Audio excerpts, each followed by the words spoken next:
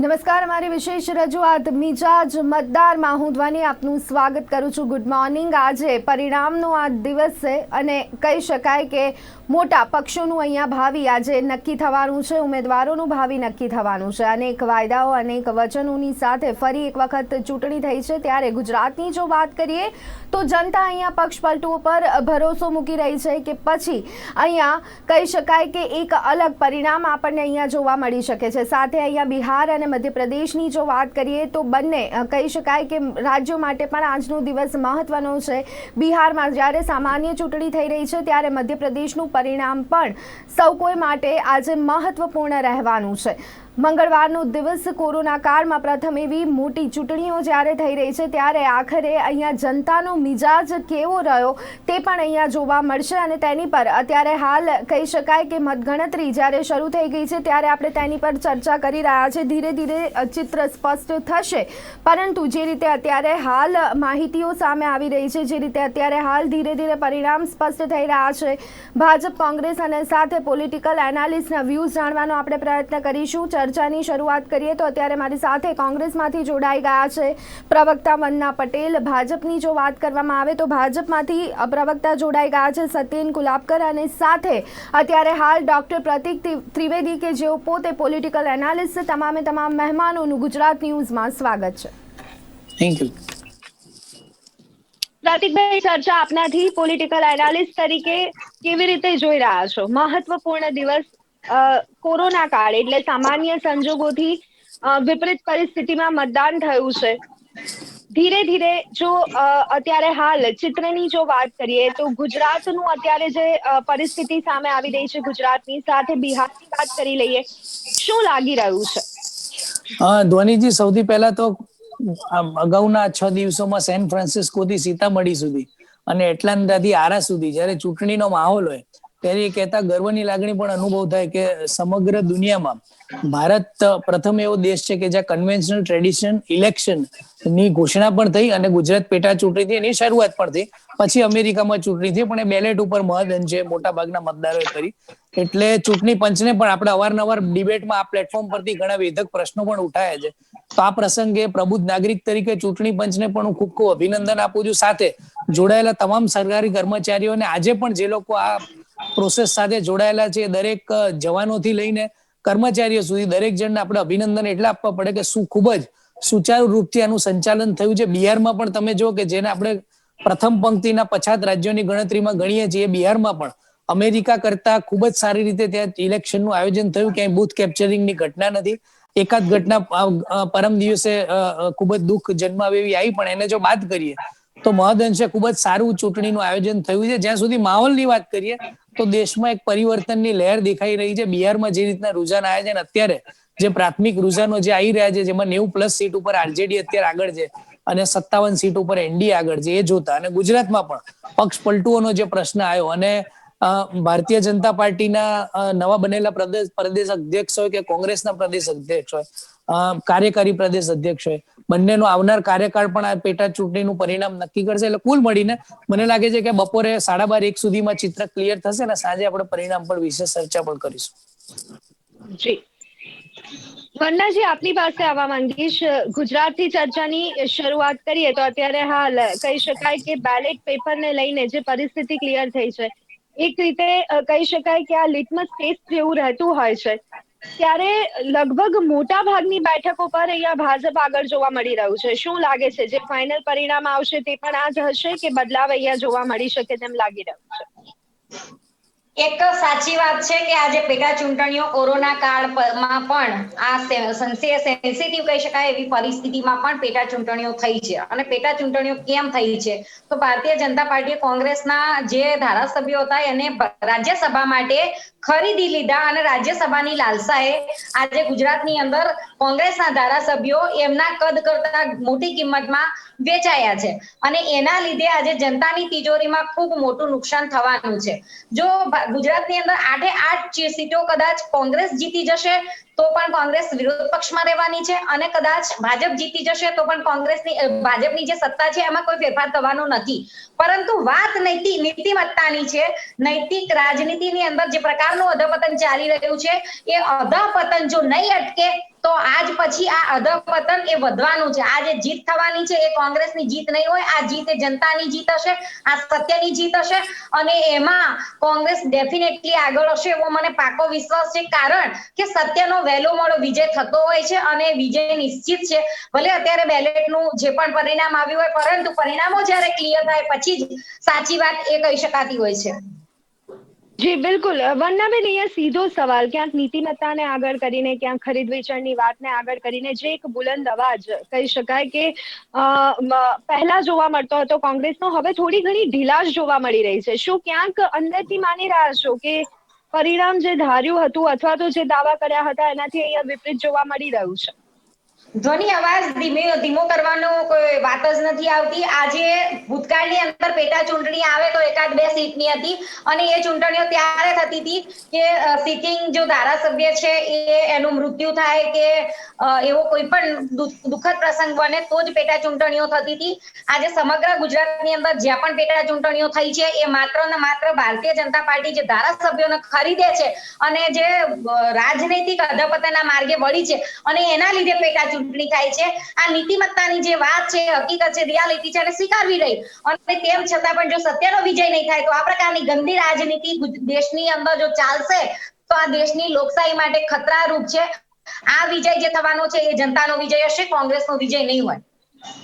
Okay વંદનાબેન, તો અહીંયા બીજો એક સવાલ કે જ્યારે પેટા ચૂંટણીની નોબત આવી ત્યારે સંપૂર્ણપણે આપ અહીંયા ભાજપને જવાબદાર ઠેરવી રહ્યા છો.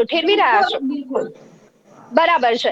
તો અહીંયા મહત્વની બાબત એ છે, ઓકે હવે મહત્વની બાબત એ છે કે જ્યારે હવે નવા ચહેરાની સાથે કોંગ્રેસ મેદાનમાં ઉતરી છે તો શું કોઈ એની ગેરંટી છે કે આ જે ઉમેદવારો છે આવનારા દિવસમાં પક્ષ પલટો નહીં કરે?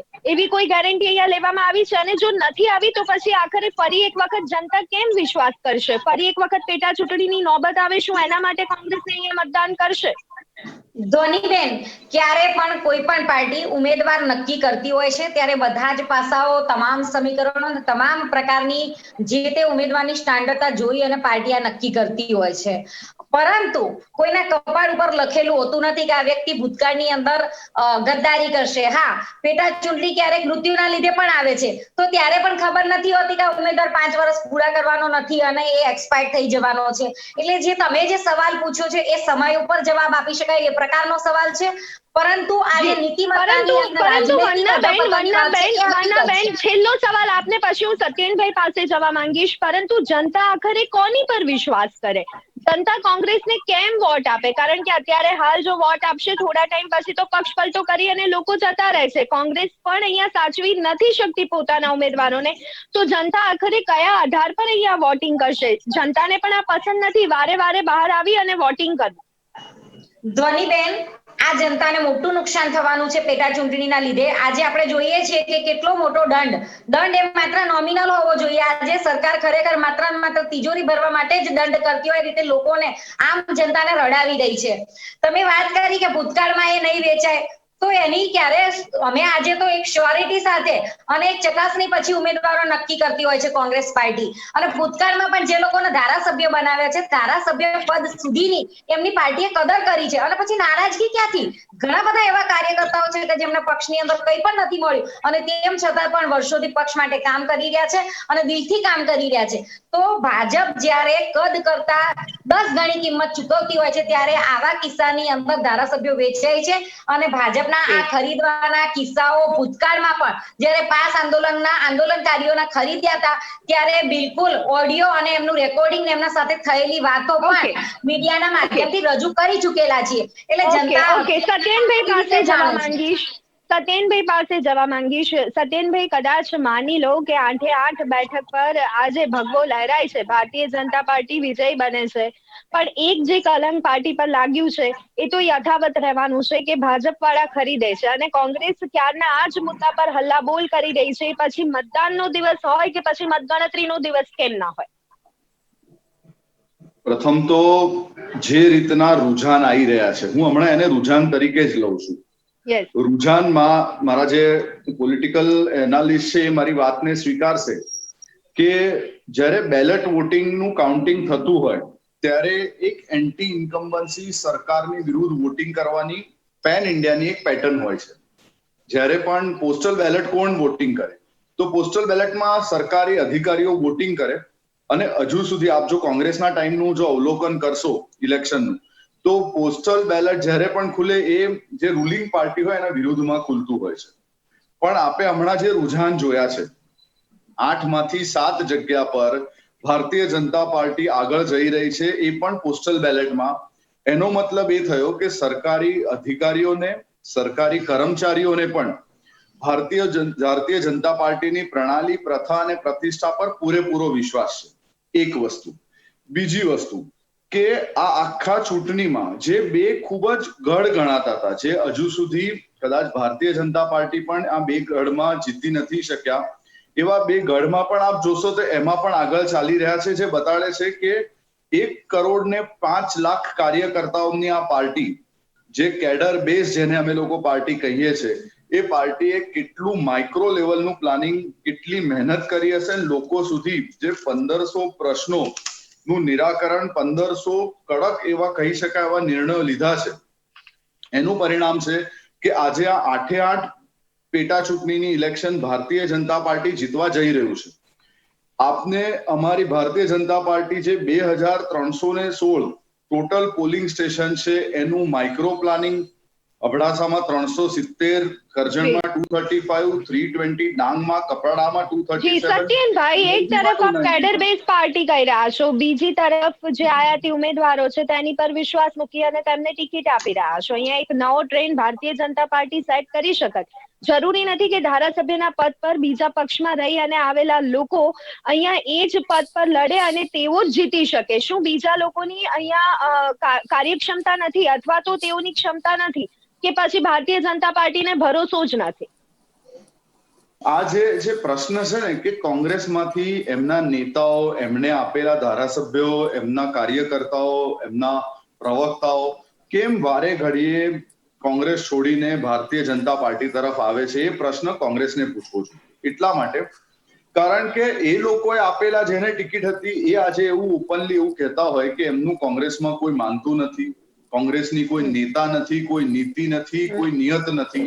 એવી પરિસ્થિતિમાં જ્યારે કોંગ્રેસને એ લોકોને સાચવી, એમના પોતાના કાર્યકર્તાઓને ના સાચવતા હોય, એ લોકોની એ કાર્યક્ષમતાને, પોતાની ડિફેક્ટને ભારતીય જનતા પાર્ટી પર થોપવાનો પ્રયત્ન કરતા હોય, તો મારે કોંગ્રેસના મારા સાથી પ્રવક્તાને ખાલી બે જ વિનંતી કરવી છે કે કોઈ જગ્યા પર ખરીદ ફરોખ થઈ હોય એનો FSL દ્વારા માન્ય થયેલો પુરાવો આપના માધ્યમથી રજૂ કરે. હજારો દર્શક જોઈ રહ્યા છે આપણી આ ડિબેટ હમણાં. તો એવી રીતના ખોટા આક્ષેપો કરીને આખા ઇલેક્શનના કેમ્પેનને જે રીતના એ લોકોએ નેગેટિવિટી તરફ લઈ ગયા છે, ગુજરાતની જનતા આટલા વર્ષથી, છેલ્લા ઘણા ઇલેક્શનથી કોંગ્રેસને જવાબ આપી રહી છે અને આજે પણ બપોર થતા ગુજરાતની જનતા એમને જવાબ આપશે એ હું ચોક્કસપણે માનું છું. ઓકે મન્નાજી, આપની પાસે આવીશ, પરંતુ એ પહેલા એક કમેન્ટ જે સત્યનભાઈએ વાત કરી કે આખું જે ચૂંટણી કેમ્પેન છે એને નેગેટિવ તરફ લઈ જવાની વાત કોંગ્રેસે કરી છે, ત્યારે અહીંયા ડોક્ટર પ્રતીક આપની પાસે આવવા માંગીશ. જે પરિસ્થિતિ અત્યારે હાલ જોવા મળી રહી છે, જે પેટા ચૂંટણીની નોબત આવી, લોકોએ વોટિંગ કર્યું અને આજે પરિણામ પણ સ્પષ્ટ થશે, પરંતુ શું અહીંયા એક સંતોષકારક મુદ્દાઓ જે એક ચૂંટણી પ્રચારમાં સામાન્ય રીતે હોવા જોઈએ, જનતાને સ્પર્શે તેવા હોવા જોઈએ, એક પોલિટિકલ એનાલિસ્ટ તરીકે કેવી રીતે આપ એને જોઈ રહ્યા છો? શું એ મુદ્દાઓ ભાજપે પણ અહીંયા ઉઠાયા છે, અથવા તો ભાજપે જવાબ આપ્યો છે? અને બીજી તરફ શું એ મુદ્દાઓને ઉઠાવવા માટે કોંગ્રેસે જે મહેનત કરવી જોઈએ મહેનત કરી છે? એટલે આ એક યુવાન રાજકીય વિશ્લેષક તરીકે આ દેશની વરવી વાસ્તવિકતા જે ધ્વનિજી તમારા દર્શકો સામે મૂકવા માંગુ છું કે અત્યારે જે આપણે આ પ્રવક્તાઓના અવાજમાં દબંગાઈ દેખાય છે કે અત્યારે જે કોન્ફિડન્સ થી લોકો કહી રહ્યા છે કે જે બૂથ મેનેજમેન્ટ તમે કહો કે કાર્યકરોની મહેનત તમે કહો કે આ મહેનત કોરોના કાળ દરમિયાન આપણને ક્યાંય દેખાઈ નથી. પેજ પ્રમુખ સુધીના, બૂથ મેનેજમેન્ટ સુધીના લેવલના કાર્યકરો જે ઘરે ઘરે સુધી લોકોને સાધન સામગ્રી પહોંચાડી શક્યા નથી. હું તો શહેરી વિસ્તારની વાત કરું છું, ગામડાઓની તો આપણે વાત જ હજી નથી કરતા. તેમ છતાં તમે જો આ ચૂંટણી ભાજપ જીતે ના જીતે, કોંગ્રેસ હારે, જે યક્ષ પ્રશ્ન ચૂંટણી પહેલા હતું અત્યારે છે જ. પક્ષ પલટુઓ લેવા પહેલા પણ ગેરબંધારણીય હતું, અત્યારે પણ ગેરબંધારણીય છે અને ભવિષ્યમાં પણ ગેરબંધારણીય રહેશે. હા, બંધારણમાં એની કોઈ કાયદાકીય જોગવાઈ નથી એટલે આપણે એને કદાચ કાયદાકીય રીતે ચેલેન્જ ન કરી શકીએ. અને જો એક યોગ્ય ન હોત અથવા તો યોગ્ય હોત તો CR પાટીલ આવીને એવું કહેવાની જરૂર જ નહોતી ને કે હવે અમે કોંગ્રેસમાંથી ધારાસભ્ય આવશે એને નહીં લઈએ. અને આજ ભારતીય જનતા પાર્ટી જયારે મધ્યપ્રદેશમાં 28 ધારાસભ્યો તોડીને એમાંથી 14 ધારાસભ્યોને ચૂંટણી પહેલા મિનિસ્ટર બનાવી દે, ત્યારે ત્યાં ગુજરાતથી વિપરીત એમની નીતિ ત્યાં સ્પષ્ટ દેખાય છે. અને હું તો એક ન્યુટ્રલ વ્યક્તિ તરીકે ભારતીય જનતા પાર્ટીમાં નરેન્દ્ર મોદીના ઘણા બધા લોકો ચાહક છે, હું પણ એક યુવાન રાજકીય વિશ્લેષક તરીકે એમનો ચાહક છું, પણ નરેન્દ્ર મોદીના નામે કોઈ પણ આલિયા માલિયા જમાલિયા આવીને મત માગી જાય અને લોકો એમને ફક્ત નરેન્દ્ર મોદીના નામે મત આપે, ન કે એમની કાર્યનિષ્ઠા કે કર્મનિષ્ઠાના આધારે, હું એનો વિરોધી છું. અને ક્યાંક ને ક્યાંક નરેન્દ્ર મોદી પણ એના વિરોધી હશે, કેમ કે જેમના નામ ઉપર ગુજરાતના યુવાનોને મફતમાં નમો ટેબ આપવામાં આવ્યા, કદાચ અત્યારે ઓનલાઈન શિક્ષણ જ્યાં ચાલી રહ્યું છે ત્યાં એક પણ વિદ્યાર્થીનો ફોટો પણ તમે જો કે નમો ટેબમાં ઓનલાઈન શિક્ષણ લેતો હોય. તમે કપડાના પ્રશ્નની વાત કરો, કરજણના પ્રશ્નોની વાત કરો, ફાટકોના પ્રશ્ન છે, રસ્તાના પ્રશ્ન છે, નદી નાળાના પ્રશ્ન છે, મગરોના પ્રશ્ન છે, આ પ્રશ્નોની ચર્ચા નથી થતી. સ્ટાર પ્રચારકોની યાદી જાહેર થાય છે અને સ્ટાર પ્રચારક ગુજરાતમાં આવીને એક પણ ધારાસભ્યનું નામ સુદ્ધા નથી બોલતા. એ ચર્ચા 370 ની કરે છે, પુલવામાની કરે છે, LAC ની કરે છે. એટલે ક્યાંક ને ક્યાંક આપણે આ સમજવાની જરૂર છે કે આ રાજનીતિમાં સ્થાનિક પક્ષોને કેવી રીતે સિસ્ટમેટિકલી પૂરા કરવામાં આવે છે. અને સ્થાનિક પ્રશ્ન કે સ્થાનિક નેતૃત્વ પૂરું થશે તો સ્થાનિક મુદ્દાઓ પણ પૂરા થઈ જશે.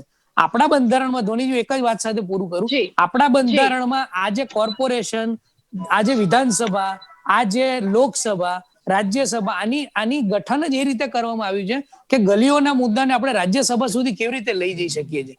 હવે જો દિલ્હીના મુદ્દાઓ જ અહીંયા ચર્ચાશે, પેટા ચૂંટણીમાં પણ પુલવામાની વાતો કરીશું, તો પછી અહીંના લોકોના પ્રશ્નો આપણે, અને આ તો 8 ગ્રામ્ય સીટો છે અને ગામડાના પ્રશ્નો જનરલી વ્યક્તિગત પ્રશ્નો હોય છે. અને તમે જોયું પણ હશે કે અવારનવાર રેલીમાં આ વખતે કેવા કેવા અનુભવો થયા. એટલે આ હેલ્ધી લોકશાહીની નિશાની નથી. પરિણામ કંઈ પણ આવે, ભવિષ્યમાં આવું ન થવું જોઈએ. જી સત્યેનભાઈ, વંદનાબેન આપની પાસે આવીશ. સત્યેનભાઈ, અહીંયા વંદનાબેનનો આરોપ કદાચ આપ ન સ્વીકારો, પરંતુ જે રીતે ડોક્ટર પ્રતિકે અહીંયા વાત કરી કે એક જ્યારે ચૂંટણીનો માહોલ બને છે ત્યારે એક ભાવનાત્મક મુદ્દાઓ મૂકી દેવામાં આવતા હોય છે, અને આ આરોપ કદાચ આ વખતે નથી જોવા મળી રહ્યો. આપણે ઘણી ચૂંટણીઓથી જોઈ રહ્યા છે કે કદાચ બીજેપી પર જેમ ખરીદ વેચાણના આરોપ લાગતા હોય છે, એ રીતે ચૂંટણીના સમયે અથવા તો પ્રચારના સમયે ભાવનાત્મક મુદ્દાઓને આગળ કરી અને સિમ્પથી ગેઇન કરવાનો પ્રયત્ન બીજેપી કરે છે. ભારતીય જનતા પાર્ટી હંમેશા ડેવલપમેન્ટ પર અને પોતાના કરેલા કામો પર જ વોટ માંગતી હોય છે. આપણે કદાચ એ વસ્તુને સ્વીકારશો. 1500 જે નિર્ણયો આદરણીય રૂપાણી સાહેબ અને નીતિનભાઈ પટેલ સાહેબની સરકારે જે લીધા છે, એ 1500 નિર્ણયોને લઈને જ ભારતીય જનતા પાર્ટી 8 પેટા ચૂંટણી ઉપર ગઈ છે. સાથે સાથે એ હું ચોક્કસપણે એવું માનું છું કે જે સારા કાર્યો રાષ્ટ્રીય લેવલ પર પણ થયા હોય એને હાઇલાઇટ કરવું જ જોઈએ, કારણ કે એવા ક્રાંતિકારી નિર્ણયો ભારતીય જનતા પાર્ટીની આ સરકારે આટલા ટૂંકા સમયમાં લીધા, જે કદાચ કોંગ્રેસ શાસિત આટલા વર્ષોમાં લેવાની હિંમત કે એની તાકાત કે એનું પોલિટિકલ વિલ, એ 3 વસ્તુ કોંગ્રેસમાં નથી. 370 લઈ લો, NRC લઈ લો, રામ મંદિર લઈ લો, એવા અનેક નિર્ણય એ લોકોએ લીધા. રાફેલ થી માંડીને, રાફેલ વિશેની ચર્ચા જ્યારે હું એક ડિબેટમાં હતો ત્યારે એક પ્રશ્ન એવો ઉભો થયેલો કે રાફેલ આટલા ઓછા કેમ ખરીદ્યા? પણ અમે લોકોએ રાફેલ ખરીદ્યા તો ખરા ને. ભારતીય જનતા પાર્ટીની સરકારે દેશની સુરક્ષા માટે, કોમ્બેટ શક્તિ વધે એના માટે રાફેલ ખરીદ્યા. કોંગ્રેસના ટાઈમમાં આ લોકોએ રાફેલ ખરીદ્યા જ નતા આખા ટાઈમ. હવે એવું કે એવા ઘણા બધા પ્રશ્નો ઉપાડીને જે આખું એક દોરવણી જે ડાયવર્ટ કરવાનો એમણે પ્રયત્ન કર્યો છે, એ આજના પરિણામ પછી એવું દેખાઈ રહ્યું છે કે કોંગ્રેસ અસફળ રહી છે. અને જે માપદંડ છે, ઇલેક્શનનું માપદંડ, ચૂંટણી હોય, ચૂંટણીમાં આજે પણ ભારતીય જનતા પાર્ટી જળવંત વિજય તરફ આગળ વધી રહી છે. અને એ જળવંત વિજય આગળ તરફ વધવા માટે જે એજ્યુકેશન રિલેટેડ એમણે પ્રશ્નો ગુજરાત સરકારે લીધા, કોરોના જેવી કપરા કાળમાં પણ ખૂબ જ કઠણ કહી શકાય, જે ખૂબ મક્કમતાથી નિર્ણય લેવા પડે એવી પરિસ્થિતિમાં પણ એ ક્યાંક પણ પાછળ ડગ્યા વગર એમણે જે નિર્ણયો લીધા, એ નિર્ણયોનું પરિણામ આજે એવું આવવા જઈ રહ્યું છે કે 8 જગ્યા પર કમળ ખીલશે, એ હું ચોક્કસપણે આપના માધ્યમથી માનું છું.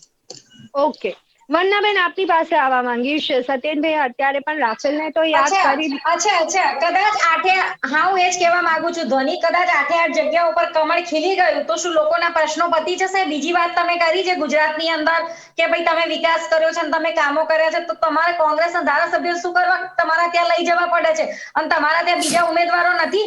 તમે ટર્મ્સ કન્ડિશન જ કરી છે, તમે સોદા જ કર્યા છે અને તમે એવું કહ્યું છે કે તમે ત્યાંય ધારાસભ્ય છો ને અહીંયા આવ્યા પછી અમે તમને કોઈ પણ સંજોગોમાં સરકારી મશીનરી અને સરકારી તંત્રનો દુરુપયોગ કરીને પણ અમે તમને ધારાસભ્ય બનાવીશું. એટલે જો આ પ્રકારનો દુરુપયોગ થશે તો હંમેશા ભારતીય જનતા પાર્ટી જીતશે, પરંતુ નીતિમત્તાના માપદંડ પર જીતવાની વાત આવશે અને લોકોના કામો કરવાની વાત આવશે તો કોંગ્રેસ જ હંમેશા આમ જનતાની વેદના અને સંવેદનાને સાંભળવાનું કામ એ કોંગ્રેસે પૂરું પાડ્યું છે. વંદનાબેન, અહીંયાથી વિરામ પછી ફરી એક વખત ચર્ચાની શરૂઆત કરીશું. મારે સચિનભાઈને કેવું છે કે ચર્ચાની ફરી એક વખત શરૂઆત કરીશું. વંદનાબેન, અત્યારે સમય થયો છે વિરામ લેવાનો. બિલકુલ ફરી એક વખત ચર્ચાની શરૂઆત આપનાથી જ કરીશું, પરંતુ દર્શક મિત્રો, તમામ માહિતી પડપડની માહિતી આપ સુધી પહોંચાડતા રહીશું. પરિણામનો આજનો આ દિવસ મહત્વપૂર્ણ દિવસ ગુજરાત માટે, બિહાર માટે, મધ્યપ્રદેશ માટે પણ તમામ માહિતી પહોંચાડતા રહીશું, પરંતુ અત્યારે સમય થયો છે એક વિરામ.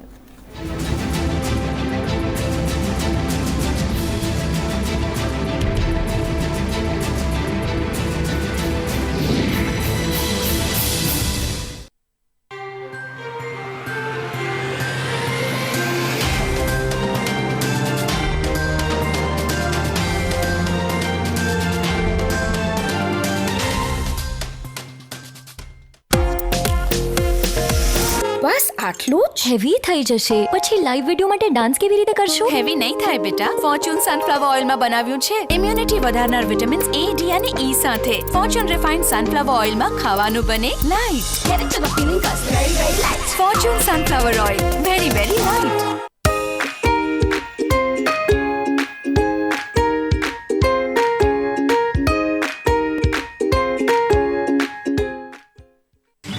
દિવસો, તારીખ, રસ્તા બધું જ ભૂલાઈ ગયું છે, પણ એ નહીં. એ એટલે કોરોના. મિત્રો, આ કોરોના હજી આપણી આસપાસ છે. હંમેશા માસ્ક પહેરીએ, મિત્રો સાથે હોઈએ કે સ્નેહીજનો સાથે. માસ્ક વિના તો કોઈને ના મળીએ. જ્યારે તમને કોઈ ગમે ને ત્યારે તમને બધું જ ગમવા લાગે, માસ્ક પણ. તહેવારોના દિવસોમાં વિશેષ તકેદારી રાખીએ, સાવચેત રહીએ, સલામત રહીએ. સામાજિક તાણાવાણા, આર્થિક બાબતોની સમીક્ષા, રાજકીય બાબતોના આટાપાટા, વૈજ્ઞાનિક દુનિયામાં થતા સંશોધન, સમાજમાં પ્રજાલક્ષી યક્ષ પ્રશ્નો પર આપણી અભિવ્યક્તિ મેળવીએ આપની પાસેથી, કારણ કે છે અભિવ્યક્તિનો સૌને અધિકાર. આ છે જનતાનો અવાજ. રોજ બપોરે 3 કલાકે માત્ર ગુજરાત ન્યૂઝ પર.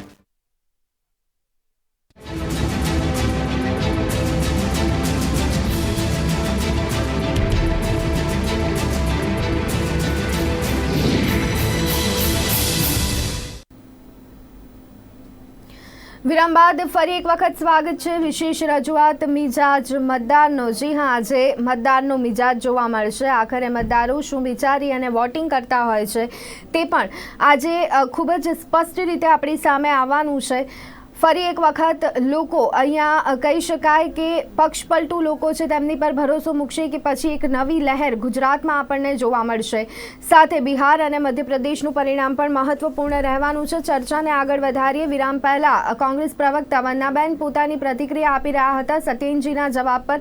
વંદનાબેન, આપના મુદ્દા આપ મૂકી શકો છો, પરંતુ સાથે પ્રશ્ન એ પણ છે કે 25 વર્ષથી જે એક ધારી સત્તા રહી છે ગુજરાતમાં, અહીંયા કદાચ કોંગ્રેસ પાર્ટી કશું નથી કરી શકતી. હવે હાથ પર હાથ રાખી અને બેસવાનું જ હવે આપણે નક્કી કરી લીધું છે. તમારી વાતનો પણ જવાબ આપું, પણ પહેલા સચિનભાઈએ જે આક્ષેપો કર્યા છે કે ગુજરાતની અંદર લીડરશિપ નથી અને એટલા માટે લોકો પાર્ટી છોડીને જાય છે, તો એ ખોટી વાત છે સચિનભાઈની. એ બિલકુલ સ્વીકારી ન શકાય એ પ્રકારની વાસ્તવિકતા છે. આજે અમિતભાઈ ચાવડાની વાત કરો કે પરેશભાઈ ધાનાણીની વાત કરો, કોંગ્રેસ બંને બહુ સરસ, ચારિત્ર્યવાન અને બહુ જ સારા લોકો સ્વીકારી શકે અને કોંગ્રેસના કાર્યકર્તાઓ પણ સ્વીકારી શકે એ પ્રકારના સ્વીકૃત ચહેરાઓ એ કોંગ્રેસની લીડરશિપ કરી રહ્યા છે અને એમાં સારામાં સારા વ્યક્તિત્વ આ કોંગ્રેસને મળ્યા છે, એમાં કોઈ શંકાને સ્થાન નથી.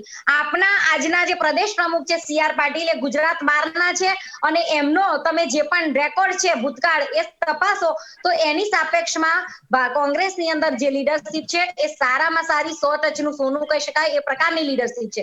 બીજી વાત કરી કે ભાજપ 8 સીટો પર જીતી જશે, તો મારે ધ્યાન દોરવું છે આપનું પણ અને બધાનું. ભાજપની જે રાજનીતિ છે એ માત્ર ને માત્ર કોઈ પણ સંજોગોમાં જી લોકોના પ્રશ્નોને વાચા આપવા માટે નથી. કોંગ્રેસની જે કમિટેડ વોટ બેંક છે, કોંગ્રેસ તરફી જે લોકો છે એ ગરીબ લોકો છે, ગરીબ લોકોનું મતદાન કોંગ્રેસ તરફી હોય છે. ભાજપના પાસે સવર્ણ, મોટા ભાગે સવર્ણ કોમ્યુનિટીના લોકો છે, ફાઇનાન્શિયલી સક્ષમ લોકો છે અને ભાજપની એક માનસિકતા રહી છે હંમેશા સાથે સાથે કોંગ્રેસના ઉમેદવારને હરાવી શકે એ પ્રકારના અપક્ષો એમના જ હોય અને અપક્ષો ઉભા કરવા, લોકોને મિસગાઈડ કરવા, છેલ્લા દિવસે જે તે બૂથમાં જઈ અને કોંગ્રેસના જે ગરીબ મતદારો છે એમને પૈસા આપીને, જો ધારાસભ્યો ખરીદી શકાતા હોય તો મતદારોને તો બહુ ઇઝીલી ખરીદી શકાય, એવા લોકોને 1,000 રૂપિયા તેલના ડબ્બા આ બધું આપવાનું કામ એ ભારતીય જનતા પાર્ટીના લોકો કરે છે અને આ ગંદી રાજનીતિથી કદાચ એ લોકો કદાચ આપે જ કોંગ્રેસને મતદારોમાં વહેંચી દીધી. અત્યારે તમે જે જવાબ આપી રહ્યા છો એમાં તો આપે જ સ્પષ્ટ કરી દીધું કે સવર્ણો કોંગ્રેસ પર ભરોસો નથી રાખતા, ગરીબ પર કોંગ્રેસ પર ભરોસો રાખે છે. તો અહીંયા હું આપને પ્રશ્ન પૂછી રહી છું કે શું એટલા જ માટે કોંગ્રેસ દ્વારા અહીંયા ખાસ કરી અને ફ્રીમાં આપવાની વાતો કરવામાં આવતી હોય છે? અહીંયા જે કહી શકાય ઇકોનોમી મજબૂત બને એની પર કોંગ્રેસને કદાચ ધ્યાન નથી આપવું, દરેક વસ્તુની લાણી કરવી છે અહીંયા કોંગ્રેસ નથી આપતી. ધ્વનિબેન, મેં વાત કરી ભારતીય જનતા પાર્ટી ફાઇનાન્શિયલી એક મોટી કંપની બની ચૂકેલી છે. ખૂબ મોટી નોટબંધી પછી જે આવક ભેગી કરી છે અને એના લીધે વીટો પાવર વાપરીને, પૈસાનો દુરુપયોગ કરીને, મતદારોને ખરીદીને જો સત્તા ઉપર આવશે તો એ સત્યનો વિજય નથી, અસત્યનો વિજય છે. અને આવા પ્રકારની રાજનીતિ કે લોકો સત્તા પરિવર્તન કરીને વેચાયેલા લોકોને સ્વીકારશે અને એવા લોકો વિધાનસભામાં જશે તો આ દેશની નૈતિક રીતે જે રાજનીતિ છે એનું દિવસે દિવસે વધારે અધપતન થવાનું છે, એમાં શંકાને કોઈ સ્થાન નથી. જો કદાચ 8 સીટો પણ કોંગ્રેસને ગુમાવવાનો વારો આવશે તો કોંગ્રેસ એ વિચારધારાની પાર્ટી છે, એને કોઈ ફેસ બનાવવાની જરૂર નથી. હમણાં ભાઈએ વાત કરી તમારી પાસે કોઈ ફેસ નથી. અરે અમારા પાસે ફેસ છે, તમારી પાસે કોઈ ફેસ નથી અને તમારા બિલકુલ પણ એ વિચારધારામાં હવે તાકાત નથી રહી કે પોતાના લોકોને સાથે રાખી શકે, પોતાના લોકોને સાથે રાખી શકે. એ વિચારધારામાં હવે તાકાત નથી રહી પોતાના લોકોને સાથે રાખી શકે. કદાચ હવે બોલવામાં ક્યાંક એક ઢીલાશ ચોક્કસ અહીંયા જોવા મળી રહી છે. સત્યેનભાઈ, વંદનાબેનની વાતનો આપ અહીંયા કોઈ જવાબ આપવા માંગશો કે પછી હું ડોક્ટર પ્રતીક પાસેથી પ્રતિક્રિયા લઉં? બેન, પહેલા તો બેનને આભાર કે એમણે સ્વીકારી લીધું છે કે 8 ચૂંટણીઓ ગુજરાતની કોંગ્રેસ સ્વીકારી નથી લીધું. સચિનભાઈ, સ્વીકારી નથી લીધું, કદાચ શબ્દનો પ્રયોજન કર્યો છે. કદાચ એ રુઝાન શબ્દ ઉપર ભાર મૂકું છું. કદાચ કોઈ ફેર નહીં પડે, પણ તમારી જે રાજનીતિ છે ગંદી રાજનીતિ, દેશને તોડવાનું કામ કરો છો, જોડવાનું નહીં. ભયનું સામ્રાજ્ય ફેલાવેલું છે, પ્રેમનું નહીં. જો રૂઝાન પરથી જ આપ પેટા ચૂંટણીનો નિર્ણય લઈ લેતા હો છો તો આપે સ્વીકારી લીધું છે ક્યાંક ને ક્યાંક કે 8 સ્વીકાર્યું નથી. હજુ પણ કહું છું, પ્લીઝ, સ્વીકાર્યું નથી. કદાચ શબ્દ પ્રયોજન કરું છું.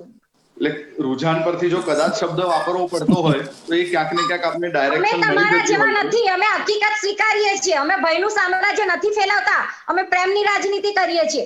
અમે નફરતની રાજનીતિ નથી કરતા. બધાને સ્વીકારીને ચાલીએ છીએ.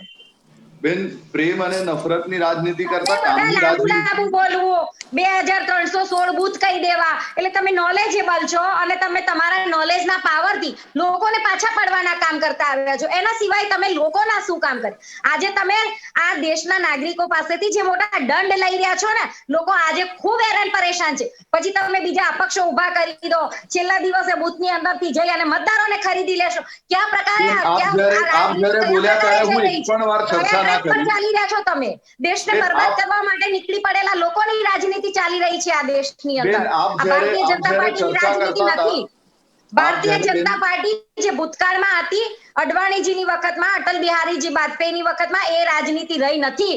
ખૂબ ગલત ટ્રેક ઉપર ચાલી રહેલી રાજનીતિ છે.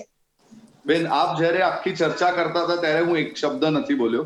મારી વિનંતી એવી છે કે મારું જે આખું 1.5 મિનિટનું એ છે પૂરું થઈ જવા દો, પછી આપ એનો જવાબ આપી શકો. પણ તમે ખોટું બોલશો તો હું વચ્ચે રોકીશ, કારણ કે તમારા લોકો જોડે પાવર છે લોકોને બ્રેઇન વોશ કરવું, લોકોના માઇન્ડ ટેમ્પર કરવા, મિસગાઈડ કરવા, ઇમોશનલ કરવા, આ તમારા જોડે બહુ પાવર છે, ટ્રેનિંગ આપેલી છે તમને લોકોને. બેન, વંદનાબેન, આપણે સત્યેનજીનો જવાબ જાણીએ. દર્શક મિત્રો સુધી જવા જોઈએ, ના કે આપણી દર્શક મિત્રોને એ જ કહેવા માંગુ છું, દર્શક મિત્રો બહુ સારી રીતે સમજે છે તમને. મારે વિનંતી એટલી છે કે હું આખું બોલી લઉં, પછી આપ એનો જવાબ આપો ને. જેમ આપ બોલતા હતા તમે ખોટું બોલશો તો હું વચ્ચે રોકીશ. ખોટું બોલશો તો વચ્ચે રોકીશ, કારણ કે મને આપની પરિસ્થિતિનો ખ્યાલ છે. આપની પરિસ્થિતિ, અમે કોઈ ડરવા વાળા લોકો નથી, અમે બલિદાન આપવા વાળા લોકો છીએ. તમે માત્ર આમ ગમે તે કરી કોંગ્રેસના ધારાસભ્યને પડાઈ જવાનું કામ તો તમે કરો છો, એટલે અમને કોઈ ફેર નહીં પડે. મને મારા મુદ્દા મૂકી દેવા દો. મારા મુદ્દા પ્રતિક્રિયા આપણે સાંભળી લઈએ. અહીંયા દરેક વ્યક્તિને પૂરતો સમય મળી રહ્યો છે પોતાની વાત મૂકવાનો, ત્યારે સત્યેનજીની વાત પણ આપણે સાંભળી લઈએ. અમે તેની પર આપના મંતવ્યો પણ ચોક્કસ જાણીશું. મારી બેનને એટલી જ વિનંતી છે કે એ કામોની કરેલી યાદીઓ પર ચૂંટણીઓ લડે. ભારતીય જનતા પાર્ટી જે રીતના લડે છે, જે રીતના આ કેડર બેઝ પાર્ટી છે, એ કેડર પર લડે. નંદકુમાર કુલાબકર કોઈ દિવસ રાજનીતિમાં નતા, તો પણ આજે એક સામાન્ય કાર્યકર્તાની જેમ હું આપ લોકોની સમક્ષ ઉભો થઈ શક્યો છું. એ આ કેડરની શક્તિ છે. સત્યેનભાઈ, આ વાત જ્યારે આપ કરી રહ્યા છો ત્યારે અહીંયા હું આપને એક પ્રશ્ન પૂછવા માંગીશ કે વર્ષોથી જ્યારે પાર્ટી સાથે જોડાયા હોઈએ, એક પ્રવક્તા તરીકે આપ છો, નાના પાયેથી જ્યારે શરૂઆત કરી હોય અને અચાનક અન્ય પક્ષમાંથી જ્યારે આવતા લોકો અહીંયા મોટા બની જાય, ચૂંટણીમાં આવી જાય, ત્યારે ભલે કદાચ અત્યારે મીડિયા સામે આપ ખુલીને નહીં સ્વીકારો, પણ અંદર ખાને ક્યાંક ને ક્યાંક એક અસંતોષ તો આપને પણ થતો હશે. જ્યારે આપ પણ આપના સાથેના લોકો સાથે બેસતા હશો ત્યારે ક્યારેક તો આપે પણ કહ્યું હશે કે આ ખોટું થઈ રહ્યું છે. ભારતીય જનતા પાર્ટીનો દરેક કાર્યકર્તા માટે એક વસ્તુ હંમેશા એવી કહેવાય છે કે ये पद नहीं ये दायित्व है, ये प्रतिष्ठा नहीं ये परीक्षा है और ये सम्मान नहीं ये चुनौती है. એટલે ભારતીય જનતા પાર્ટીનો દરેક કાર્યકર્તા, 1,05,00,000 કાર્યકર્તાઓની આજે આખી ટીમ છે, આજે મંડળ છે, જે પરિવાર છે, એ લોકો ભારતીય જનતા પાર્ટીએ સોંપેલા દરેક કાર્યને નિષ્ઠાપૂર્વક કરવામાં માને છે. પાર્ટી કોને ટિકિટ આપે, કોને એ લોકો સંગઠનમાં લઈ જાય, એ પાર્ટી પોતાના રીતથી ખૂબ જ કુનેહપૂર્વક નક્કી કરતી હોય છે. એ લોકોને માણસો, ભારતીય જનતા પાર્ટીની એક હજુ ખાસિયત હું આપને કહું કે એ લોકો વ્યક્તિને ઓળખવાની, વ્યક્તિને વ્યવસ્થિત કાર્ય આપવાની ખૂબ જ સારી ક્ષમતા ધરાવે છે. અને એનું જ એક કારણ છે કે આટલું મોટું એક કેડર ઊભું કરી શકી છે ભારતીય જનતા પાર્ટી. ઓકે, સાથે સાથે પ્રજાલક્ષી, પ્રજાને સ્પર્શે એવા કાર્ય સતત અવિરત કરતા રહેવાની જે ભારતીય જનતા પાર્ટીની પ્રણાલી છે, એનો જ એક નતીજો હંમેશા આવતો હોય છે કે આટલા વર્ષોથી આટલી ચૂંટણીઓ અમે લોકો જીતીએ છીએ. જીતવાની સાથે સાથે દર વખતે ઇમ્પ્રુવમેન્ટ તરફ આગળ વધતા હોઈએ છે, કારણ કે અમે લોકો એવું માનીએ છીએ કે આ જે આખી પ્રક્રિયા છે અવિરત ચાલવી જોઈએ. લોકો માટે પ્રશ્નો આવશે, હું હજુ પણ કહું છું, આપના માધ્યમથી કહું છું, પ્રશ્નો આવશે, પણ એ પ્રશ્નોનું નિરાકરણ થઈ રહ્યું છે. એ પ્રશ્નો પર ક્યાંક ને ક્યાંક સરકાર સંવેદનશીલ છે, એ જોવાનું ખાસ આપણે ચૂકવું ના જોઈએ. ઓકે, ડોક્ટર પ્રતીક પાસે હું જવા માંગીશ. વંદનાબેન, આપની પ્રતિક્રિયા ચોક્કસ જાણીશું. પહેલા ડોક્ટર પ્રતીકનું મંતવ્ય જાણી લઉં. જ્યારે અહીંયા એક જ પ્રશ્નના જવાબમાં ઘણી બધી વખત કોંગ્રેસ તરફથી પણ અને ભાજપ તરફથી પણ વિચારધારા શબ્દનો પ્રયોગ કરવામાં આવ્યો છે, ત્યારે ડોક્ટર પ્રતીક, શું લાગે છે આજના સમયમાં અને આજની જ્યારે લોકશાહીની વાત કરીએ ત્યારે કે ખરેખર પક્ષ ચાહે કોઈ પણ હોય, પણ અહીંયા વિચારધારા મહત્વપૂર્ણ રહી છે? ભાજપની જો વાત કરીએ તો જનસંઘ સમયે આપણે જોયું હતું કે એક તક આપવામાં આવતી હતી, લોકો થોડા સમય માટે જોડાય, ખરેખર પાર્ટીને જાણવાનો પ્રયત્ન કરે, ખરેખર વિચારધારાને જાણવાનો પ્રયત્ન કરે, ત્યાર પછી નિર્ણય લેવાય. પરંતુ અત્યારે જે સમય જોવા મળી રહ્યો છે, અહીંયા માત્ર સત્તાની હરીફાઈ હોય એવું ક્યાંક લાગી રહ્યું છે. કદાચ અહીંયા એક નવો ટ્રેન્ડ સેટ કરવાની વાતમાં ભારતીય જનતા પાર્ટી પણ પાછળ પડી રહી છે, તો બીજી તરફ સત્તાથી ઘણા વર્ષો સુધી દૂર રહેલી કોંગ્રેસ પણ હવે એ કોંગ્રેસના લોકો પણ સત્તા માટે વલખા મારતા જોવા મળી રહ્યા છે. ધ્વનિજી, ખૂબ જ સરસ પ્રશ્ન છે. એટલા માટે જ આપણે આ ચર્ચા જે કરીએ છીએ, પક્ષ પલટોની ચર્ચા કેમ કરીએ છીએ? કેમ કે આ વિચારધારાને લગતો પ્રશ્ન છે. જો પહેલાના જમાનામાં રાજકારણમાં એવું હતું કે વિચારધારાને વરીને પાર્ટીઓ બનતી હતી. અને સત્યેનજીએ જેમ કીધું કે એની ચૂંટણીમાં રાષ્ટ્રીય મુદ્દાઓની ચર્ચા થવી જોઈએ, હું પણ એ મતનો છું, કેમ કે ભાજપ અને કોંગ્રેસ અલ્ટિમેટલી તો રાષ્ટ્રીય પાર્ટી છે, એટલે રાષ્ટ્રીય મુદ્દાઓ જ ફ્લોટ થવાના છે, વાત સાચી છે. પણ મારો મૂળ પ્રશ્ન એ છે કે પહેલાના જમાનામાં રાજકારણમાં લોકો વિચારધારાને વરીને આવતા હતા, અને એટલા માટે જ આપણે એવું કહીએ છીએ કે જ્યારે પણ મતદાન થાય ત્યારે બે પ્રકારના વોટર હોય છે. એક ટ્રેડિશનલ વોટર હોય છે કે જેને પાર્ટીના ઉમેદવારથી કોઈ લેવા દેવા નથી, પણ એ વિચારધારાને વરેલો છે, એટલે મત એ પાર્ટીને જ આપશે. અને બીજો જે છે એ સાયલેન્ટ વોટર છે, એ બધી વસ્તુઓનું આકલન કરે છે, વિવરણ કરે છે, પછી મત આપવા જાય છે. હવે જે તમારો મૂળભૂત પ્રશ્ન છે કે શું વિચારધારા હવે રાજકારણમાં રહી છે, તો આજે પક્ષ પલટો થાય છે એનો મતલબ જ એ છે કે લોકો સંઘર્ષનો રસ્તો અપનાવવા નથી માંગતા.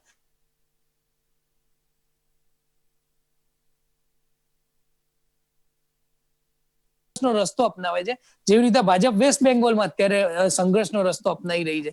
તો ક્યાંક ને ક્યાંક લોકશાહીમાં એ પણ શીખવાનું છે કે કેવી રીતે સારો વિપક્ષ બનો. માત્ર ચૂંટણીમાં નંબર્સ લઈ આવવા અથવા તો માત્ર સત્તા હાસિલ કરવી એ જ એક આદર્શ રાજકારણ નથી, કેમ કે જ્યાં સત્તા છે, જ્યાં પાર્ટીમાં આપવા માટેના પદો છે, ત્યાં મારા ને સત્યનભાઈ જેવા લાખો કરોડો કાર્યકર્તાઓ પાર્ટી સાથે જોડાશે. પણ જ્યાં આગળ સંઘર્ષનો રસ્તો છે, જ્યાં સરકાર સામે પ્રશ્નો ઉઠાવવાના છે, જ્યાં લોકોના પ્રશ્નોને વાચા આપવાની છે, ત્યાં કેટલા યુવાનો રસ્તા ઉપર આવે છે, ત્યાં કેટલા યુવાનો આંદોલન કરે છે, કે ત્યાં લોકશાહી કેટલું અલાવ કરે છે એમનો પ્રશ્ન ઉઠાવવાનો, એ મોટો પ્રશ્ન છે. બીજી વાત તમે વિચારધારાની ભારતીય જનતા પાર્ટીની કરી, તો જો અહીંયા આગળ એક એનડીએ નો પ્રશ્ન આવે છે. જ્યારે બિહારની ચૂંટણીની આજે આપણે વાત કરીએ છીએ, તો મારે તમે જનસંઘની વાત કરી તો હું તમને 1998 લઈ જાઉં કે જ્યારે લાલકૃષ્ણ અડવાણી એનડીએ ની સ્થાપના કરી હતી, ત્યારે મૂળભૂત એમાં 25 અલગ અલગ રાજકીય પક્ષો હતા, જેનું નામ આપ્યું નેશનલ ડેમોક્રેટિક અલાયન્સ, એનડીએ. હવે 1998 થી 2004 ની વાત કરું તમારા દર્શકો માટે ખૂબ જ અગત્યની, તો સરકારમાં કેટલા ભાગીદાર હતા? નંબર 1 શિવસેના, નંબર 2 રામવિલાસ પાસવાનની એલજેપી, નંબર 3 ચંદ્રબાબુ નાયડુની ટીડીપી, નંબર 4 શિરોમણી અકાલી દળ. આમાંથી કેટલા લોકોને કેબિનેટ મિનિસ્ટ્રી પણ મળી હતી? અપના દળ, રાષ્ટ્રીય લોકતાંત્રિક સમાજવાદી પાર્ટી, આરપીઆઈ.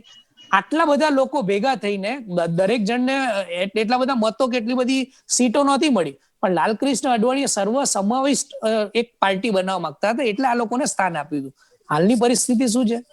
હાલમાં 53 સભ્યો છે ધ્વનીજી એનડીએમાં, અને એમાંથી કેન્દ્રમાં નેતૃત્વ કોની પાસે છે? માત્ર એક, રામદાસ અઠવલેની આરપીઆઈ પાર્ટીને. આ એ બતાવે છે કે આજે એ જે અડવાણી અને અટલ બિહારી વાજપેયીની ભાજપ હતી, અને આજે નરેન્દ્ર મોદી અને અમિત શાહની એનડીએ કે ભારતીય જનતા પાર્ટી છે, એ અલગ વિચારધારામાં માને છે. અત્યારે તમે જો એલજેપી આમ જો તો કેન્દ્રમાં ભારતીય જનતા પાર્ટી સાથે છે. એલજેપી અત્યારે ભારતીય જનતા પાર્ટીના નરેન્દ્ર મોદી સામે નથી બોલતી, પણ એલજેપી એનડીએ થી અલગ થઈને એના ઉમેદવારો ઉતારે છે. કોની સામે? આરજેડી સામે. એટલે કે હું જેની સામે છું એની સામે બોલવાનું નહીં, તેજસ્વી યાદવ સામે બોલવાનું નહીં, પણ હું જેની જોડે છું નરેન્દ્ર મોદી સાથે એમની વિરુદ્ધ પણ બોલવાનું નહીં. બોલવાનું કોની વિરુદ્ધ? આરજેડી વિરુદ્ધ. એટલે આ જે અલગ અલગ રાજનીતિ છે, તમે જો હવે માત્ર 3 સ્થાનિક પક્ષો એનડીએ પાસે રહ્યા છે. નવીન પટનાયક ઓડિશામાં, જગનમોહન રેડ્ડી આંધ્રપ્રદેશમાં, અને બિહારમાં નીતિશ કુમાર. આના સિવાય તમે જો શિવસેનાથી માંડીને ફારૂક અબ્દુલ્લા, ઉમર અબ્દુલ્લા હોય, મહેબૂબા મુફ્તી હોય, આ લોકોએ પણ 1 વર્ષનો સંઘર્ષ એમની સાથે સહન કરી લીધો. એટલે આ જોતા ક્યાંક ને ક્યાંક એવું લાગે છે કે જ્યારે તમે એક વ્યક્તિના નામે મત માંગવાની શરૂઆત કરો, જ્યારે તમે એક મેન્ડેટના આધારે અલગ અલગ રાજ્યોમાં મત આપવાની શરૂઆત કરો, ત્યાં ક્યાંક ને ક્યાંક આ લોકશાહીને ડેમોક્રેસીમાંથી ઓટોક્રેસી તરફ લઈ જાય છે, જે રાજકારણ માટે અને દેશના ભવિષ્ય માટે. કેમ કે ગુજરાતમાં જ્યારે 15 વર્ષથી મારા જેવા યુવાનો એક હતું શાસન જોયું છે, ત્યારે શું લોકશાહીમાં આપણે એમને એ નથી શીખવું કે તમારે સંઘર્ષ કેવી રીતે કરવો વિધિન પાર્ટી? કેટલા લોકો એવા છે જે ભારતીય જનતા પાર્ટીમાંથી શત્રુઘ્ન સિન્હા કે યશવંત સિન્હાની જેમ કે સુબ્રમણ્યમ સ્વામીની જેમ એમની અંદર જ ઉઠેલી તકલીફોના પ્રશ્નો ઉઠાઈ શકે, ખૂબ જ જૂજ, જેના માટે કોંગ્રેસમાં આપણે એટલું તો હરખથી કહી શકીએ કે એમના ઉમેદવારો કે એમના કાર્યકરો એટલા તો નસીબદાર છે કે પાર્ટીની અંદર જે વિસંગતતા રહેલી છે એને ઉઠાઈ તો શકે છે. કદાચ ભારતીય જનતા પાર્ટીમાં એ પણ નથી. જી બિલકુલ. વંદનાબેન, આપની પાસે આવવા માંગીશ. સત્યેનજીએ ડોક્ટર પ્રતિક પહેલા જે જવાબ આપ્યો તેની પર એક તો આપની પ્રતિક્રિયા, અને બીજી એક બાબત કે કહી શકાય કે ખરીદ વેચાણ આ આરોપ જ્યારે સતત આપ લગાવી રહ્યા છો, ભૂતકાળમાં ઈવીએમ ને લઈને પણ ઘણા બધા આરોપ લગાવી રહ્યા છો, અને કદાચ હવે જો પરિણામ રુઝાન પ્રમાણે આવે છે તો ફરી એક વખત એ જ આરોપો અહીંયા દોહરાવવામાં આવશે. આ જે એક રીત છે, શું નથી લાગતું કે હવે કદાચ જનતા પણ કોંગ્રેસને અહીંયા લાઇટલી લઈ રહી છે? કારણ કે જનતા પણ ચર્ચા કરી રહી છે. અમારા ત્યાં દરરોજ એક ડેલી શો છે કે જેમાં અમે પબ્લિક ઓપિનિયન જાણતા હોઈએ છીએ અલગ અલગ મુદ્દાઓ પર. ત્યારે લોકો પણ આ જ કહી રહ્યા છે કે ક્યાંક હવે કોંગ્રેસ પાસે મૂકવા માટે કશું જ નથી. જે મુદ્દા છે એની પર કોંગ્રેસ ધ્યાન નથી આપતું, અને આ જે ખોટો જે પ્રચાર છે અથવા તો આ જે મુદ્દાઓ છે એની પર જ સૌથી વધારે પ્રાધાન્ય આપે છે. બિલકુલ ધ્વની, તમારો જવાબ આપવું એ પહેલા કહીશ કે પ્રતિકભાઈએ જે દેશની રાજનીતિ માટે દીર્ઘદ્રષ્ટિની જે વાત કરી છે, અને વિરોધ પક્ષ પણ મજબૂત હોવો જોઈએ. લોકશાહી છે, ચૂંટણીઓ વારંવાર આવશે અને જશે, પરંતુ જે ટ્રેક પર ભારતીય જનતા પાર્ટી ચાલી રહી છે ખૂબ દુઃખજનક બાબત છે, ખૂબ ખોટી વાત છે. બીજી વાત કહીશ, સચિનભાઈએ જે વાત કરી વિકાસની, તો મારે એમને કહેવું છે કે તમે કયા વિકાસની વાત કરો છો? સાચા અર્થમાં હ્યુમન ડેવલપમેન્ટ ઇન્ડેક્સ, માનવ વિકાસ સૂચકાંકનો ગ્રાફ એ ભારતીય જનતા પાર્ટીના શાસનમાં સતત તળિયે જઈ રહ્યો છે. શિક્ષિત બેરોજગારોનું પ્રમાણ વધ્યું છે. જે તે વખતે નરેન્દ્રભાઈ મોદી દેશના વડાપ્રધાન બન્યા ત્યારે દેશની અંદર 2 કરોડ લોકોને, નાગરિકોને નોકરીઓ આપવાની વાત કરી હતી.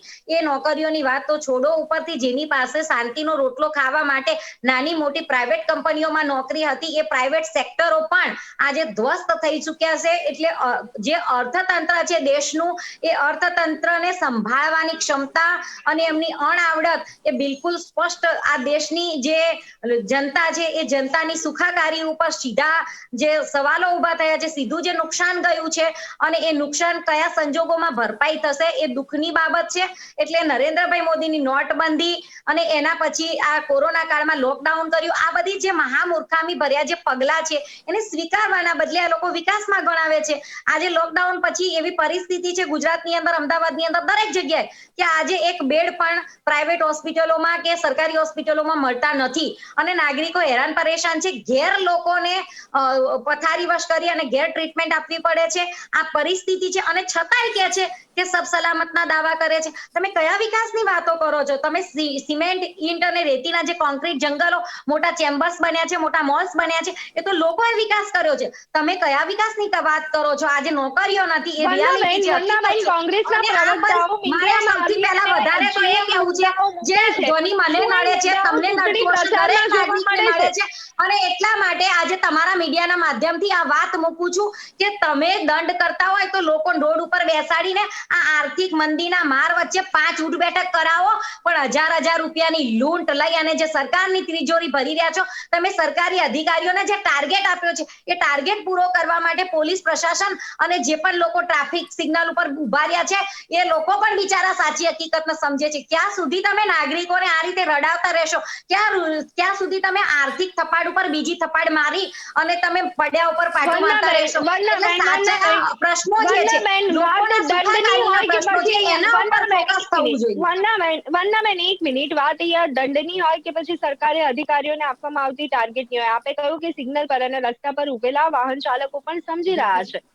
જો ખરેખર જનતા આટલી જ ત્રસ્ત છે તો પછી અહીંયા કોંગ્રેસ પર કેમ ભરોસો નથી મૂકતી? કોંગ્રેસ પર લોકો ભરોસો મૂકે છે. મેં હમણાં જ કહ્યું કે ભારતીય જનતા પાર્ટીનો માત્ર ને માત્ર એક જ ગોલ, આજે આપણે જોઈએ તમામ સ્વાયત્ત સંસ્થાઓની જે લોકશાહી, ડેમોક્રેસી એ ખતરામાં છે.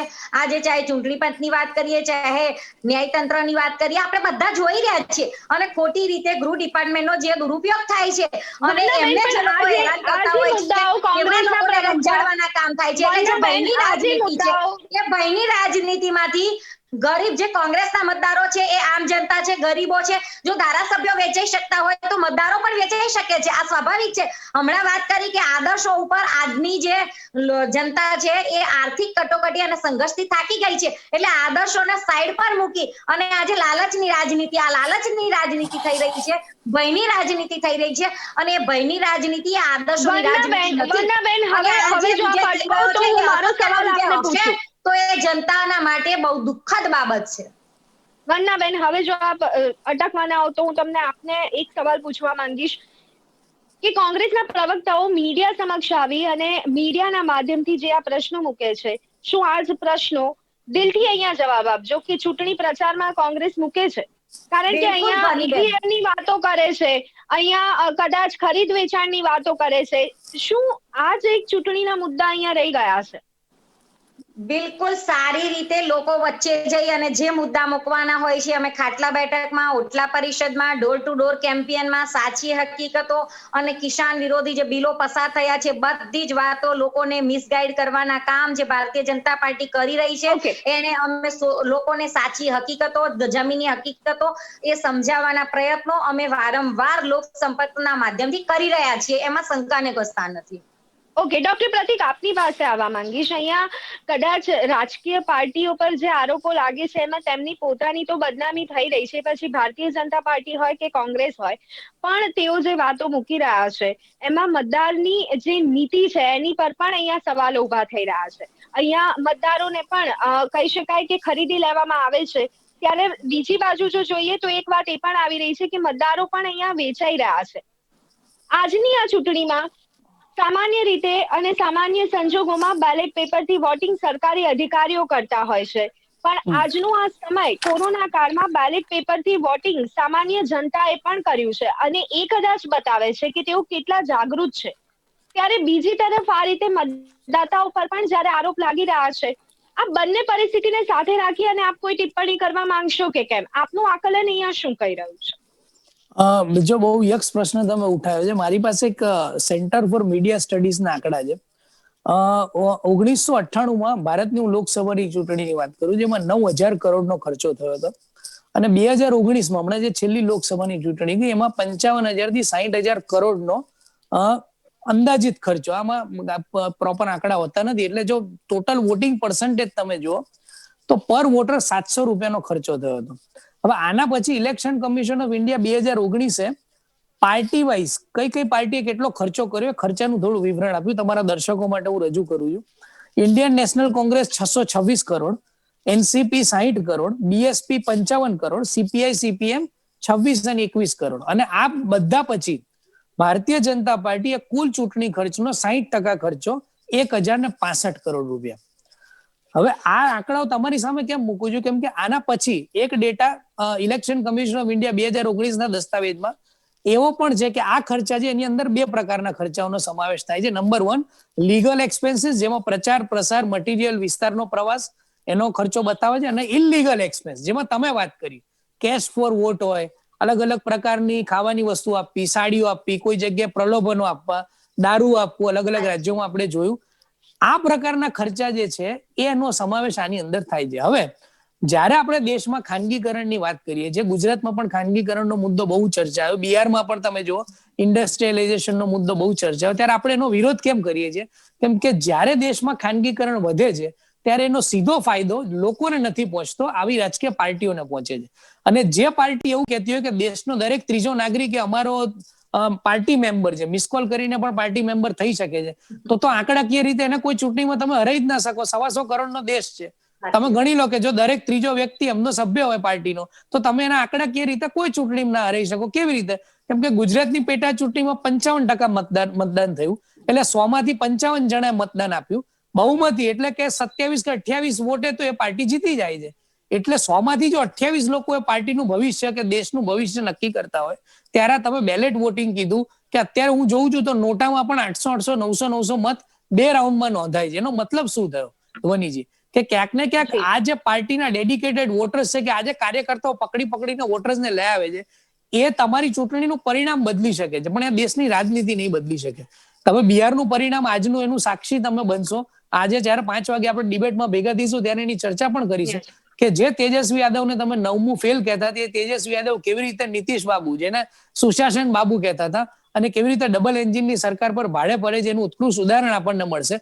અને જ્યારે બિહારના લોકો, તમારો જે ધ્વનીજી પ્રશ્ન છે એના ઉપર આવીને પૂરું કરું છું કે બિહારના લોકો જ્યારે ગલીઓમાં ચાની કીટલી ઉપર, રેકડી ઉપર, છાબડી વાળો, પાથરણા વાળો, એ જ્યારે મહત્વના મુદ્દા ઉપર ચર્ચા કરતો, એ જ્યારે રોજગારીના નામે મત આપતો હોય, ત્યારે આપણે એ પણ વિચારવાનું છે કે શું આ દેશમાં ગુજરાત જે મોડેલ સ્ટેટ તરીકે ઉભરીને આવ્યું છે, તો શું ભારતીય જનતા પાર્ટી આ મોડેલ સ્ટેટનું ઉદાહરણ કોઈ બીજા રાજ્યમાં ના આપે? કેમ કે જે સ્ટાર પ્રચારક બિહારમાં જઈને 10 લાખ રોજગારી ઉપર પ્રશ્ન ઉઠાવે છે, એ સ્ટાર પ્રચારક ગુજરાતમાં એને ભૂલી જાય છે કે અહીંયા આગળ તમે રોજગારીના વાયદા પણ નહીં કરી શકે, કેમ કે અહીંયા તો 2 વર્ષથી બેરોજગારીનું આંદોલન ચાલે છે.